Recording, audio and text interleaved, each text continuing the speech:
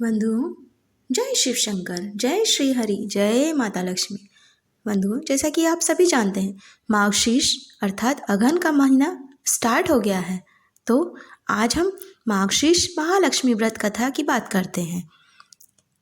इसकी स्थापना, पूजा एवं व्रत की विधि हम जान लेते हैं। बंधुओं, आज के दिन, गुरुवार के दिन महालक्ष्मी व्रत किया जाता है। यह व्रत पूजा करने से माता महालक्ष्मी प्रसन्न होती हैं तथा सुख, शांति एवं धन संपत्ति प्राप्त होती है।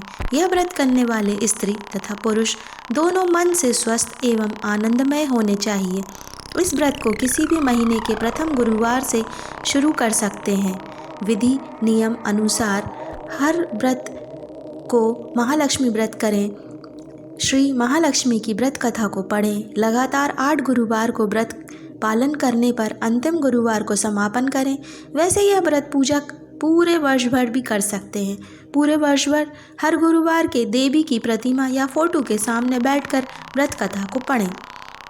शेष गुरुवार के दिन 8 सुहागनों या कुंवारी कन्याओं को आमंत्रित कर उन्हें सम के साथ पीढ़ा या आसन पर बिठाकर श्री महालक्ष्मी का रूप समझकर हल्दी कुमकुम लगाएं। पूजा की समाप्ति पर फल प्रसाद वितरण करें तथा इस कथा की एक प्रति उन्हें देकर नमस्कार करें। केवल नारी ही नहीं अपितु पुरुष भी यह पूजा कर सकते हैं। वे सुहागन या कुमारिका को आमंत्रित कर उन्हें हाथ में हल्दी कुमकुम प्रदान करें तथा व्रत कथा की एक प्रति देकर उन्हें प्रणाम करें।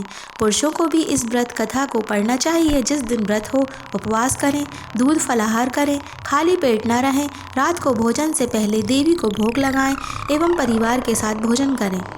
पद्म पुराण में यह व्रत गृहस्थ जनों के लिए बताया गया है।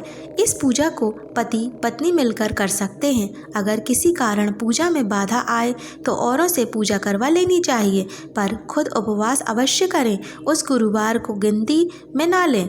अगर किसी दूसरी पूजा का उपवास गुरुवार को आए तो भी यह पूजा की जा सकती है। दिन रात में भी पूजा की जा सकती है। दिन में उपवास करें तथा रात में पूजा के बाद भोजन कर लें। इस व्रत कथा को सुनने के लिए अपने अड़ोस पड़ोस के लोगों को, रिश्तेदारों को तथा घर के लोगों को बुलाएं। व्रत कथा को पढ़ते समय शांति तथा एकाग्रता बरतें। अगहन अथवा मार्गशीर्ष के पहले गुरुवार को व्रत शुरू करें तथा अंतिम गुरुवार को उसका समापन करें। अगर माह में 5 गुरुवार आए तो 5 गुरुवार को उस दिन अमावस्या या पूर्णिमा हो तो भी पूजा कर लें। श्री महालक्ष्मी देवी की स्थापना, विसर्जन तथा पूजा विधि इस प्रकार है। बंधुओं, इस पूजा को करने के लिए किसी ब्राह्मण पुरोहित की आवश्यकता नहीं है। हर कोई अपनी भक्ति से पूजा कर सकते हैं। एक दिन पूर्व ही घर को गोबर से लीप लें या फिर गीले कपड़े से पोंछ लें। इसके बाद एक ऊंचे पीढ़े या चौकी पर या छोटे मेज पर बीच में थोड़ा गेहूं या चावल रखकर एक साफ सुथरे तांबे या पीतल के लोटे को पानी से भरकर चावल या गेहूं पर रखें। पानी में सुपारी, कुछ पैसे और दूर्वा डालें। ऊपर से लोटे में चारों तरफ 5 तरह के पेड़ के 5 या 7 पत्ते डालकर बीचों बीच एक नारियल रखें। उस नारियल पर बाजार में उपलब्ध देवी के मुखौटे या चेहरे को बांध या चिपका दें और लोटे पर हल्दी कुमकुम लगाएं और साथ ही उस लोटे के गले में लोटे के हिसाब से लहंगा बांध दें और नारियल के ऊपर एक छोटी सी चुनरी भी चढ़ा दें। साथ ही देवी की प्रतिमा या फोटो को पूर्व दिशा में मुंह करके या उत्तर दिशा में मुंह करके स्थापना करनी चाहिए। यह व्रत कथा की पुस्तक में जो फोटो है उसे भी सामने रखकर पूजा प्रारंभ कर सकते हैं। इसके बाद आचमन करें। ओम केशवाय नमः, ओम नारायणाय नमः, ओम माधवाय नमः। इन तीनों मंत्रों को पढ़कर प्रत्येक मंत्र से एक एक आचमन करें। फिर ओम गोविंदाय नमः बोलते हुए हाथ धो लें। फिर देवी को फूलों से जल का छींटा देते हुए स्नान कराएं, हल्दी कुमकुम लगाएं, पुष्पहार अर्पित करें, धूप दीप जलाएं। फिर इसके बाद भोग लगाकर लक्ष्मी व्रत के महात्म्य का पाठ करें। शुरू में महालक्ष्मी नमन अष्टक का पाठ करें। फिर देवी को प्रणाम कर कथा का पाठ शुरू करें। कथा की समाप्ति पर देवी की आरती उतारें तथा फिर से प्रणाम करें। रात को फिर देवी की पूजा करें, मिष्ठान का भोग लगाएं तथा गौ माता के लिए भी अन्न रखें। और दूसरे दिन सुबह गौ माता को उनका हिस्सा अर्पित करें। इसके बाद परिवार के सदस्यों के साथ मिलकर भोजन करें। दूसरे दिन सुबह स्नान करके पेड़ के पत्तों को निकालें और घर में अलग अलग जगह पर पानी को समुद्र, नदी, तालाब, कुआं या तुलसी की क्यारी में डाल दें। जिस जगह पूजा की हो वहाँ हल्दी कुमकुम छिड़क कर 3 बार प्रणाम करें। इस प्रकार महीने के हर गुरुवार को यह व्रत अवश्य करें। मार्गशीर्ष अथवा अघन मास के 4 गुरुवार हो तो चारों और 5 हो तो पांचों को इसी प्रकार पूजन करें। पद्म पुराण में कहा गया है कि जो कोई भक्त हर वर्ष श्री महालक्ष्मी जी का यह व्रत करेगा उसे सुख, संपदा और धन लाभ होगा। कुछ लोग इसे केसरी व्रत भी कहते हैं, परंतु इस व्रत में किसी खास रंग के परिधान की कोई ज़रूरत नहीं है। इसके अलावा महालक्ष्मी मंत्र, चालीसा, आरती इत्यादि का भी पाठ करना चाहिए। इसमें जो पूजन सामग्री लगती है बंधुओं, वो हम आपको बताना चाहेंगे। 1 नारियल पानी वाला, 1 सुपारी, 1 हल्दी की गांठ, 1 रुपया, कोई सोने या चांदी का सिक्का कलश में डालने के लिए, 1 पाटा, चौकी या छोटा टेबल, 1 स्वच्छ धुला हुआ वस्त्र पाटा या चौकी पर बिछाने के लिए, 1 कलश जिस पर नारियल की स्थापना हो सके, 5 प्रकार के फल, 5 पेड़ों के पत्ते, बरगद, पीपल, आम, अशोक, पाकड़ या जो भी पड़े। इसके बाद महालक्ष्मी अष्टकम का पाठ करें और गुरुवार की कथा पढ़ें। श्री महालक्ष्मी महात्म्य व्रत कथा इस प्रकार है बंधुओं। आइए बंधुओं ध्यान से सुनते हैं महालक्ष्मी व्रत कथा। श्री महालक्ष्मी माता के अनूप रूप तथा नाम है।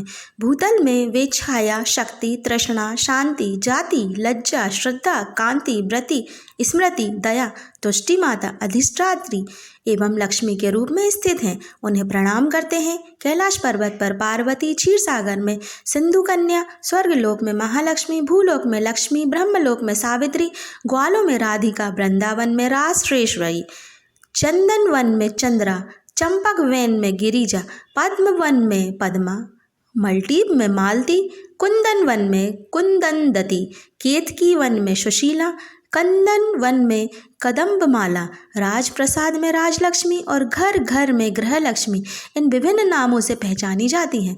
इस तरह सर्वथा चारों और सर्वभूत में सुपरिचित माता श्री महालक्ष्मी की यह कथा अब हम इसका श्रवण पठन करेंगे। भारतवर्ष के सौराष्ट्र देश में द्वापर युग की यह कन्या हुई है। सौराष्ट्र में उस समय भद्रभद्रा नाम के राजा थे। वे बड़े पराक्रमी राजा थे। 4 वेद, 6 शास्त्र, 18 पुराणों में उन्हें ज्ञान था। उनकी रानी का नाम सुरथ चंद्रिका था। रानी दिखने में सुंदर और सुलक्षण थी तथा पतिव्रता थी। उन दोनों को 7 पुत्र तथा उसके बाद एक कन्या का वरदान मिला था। कन्या का नाम श्यामबाला था। एक बार महालक्ष्मी जी के मन में आया कि जाकर उस राजा के राजप्रसाद में रहें। उन्हें राजा को दुगनी धन दौलत की प्राप्ति होगी और वह इस धन दौलत से अपनी प्रजा की ओर सुख देगा। गरीब के घर जगह अगर रहे और उसे धन दौलत प्राप्त हो तो वह स्वार्थी की तरह केवल अपने ऊपर ही खर्च करेगा। यह सोचकर श्री महालक्ष्मी ने बूढ़ी ब्राह्मण का स्त्री रूप का धारण किया और हाथ में लाठी लिए लाठी के सहारे रानी के द्वार तक पहुंची। यद्यपि उन्होंने बूढ़ी औरत का रूप धारण किया था पर उसके चेहरे पर देवी का तेज था। उन्हें देखते ही एक दासी सामने आई। उसने इनका नाम धाम काम धर्म पूछ डाला।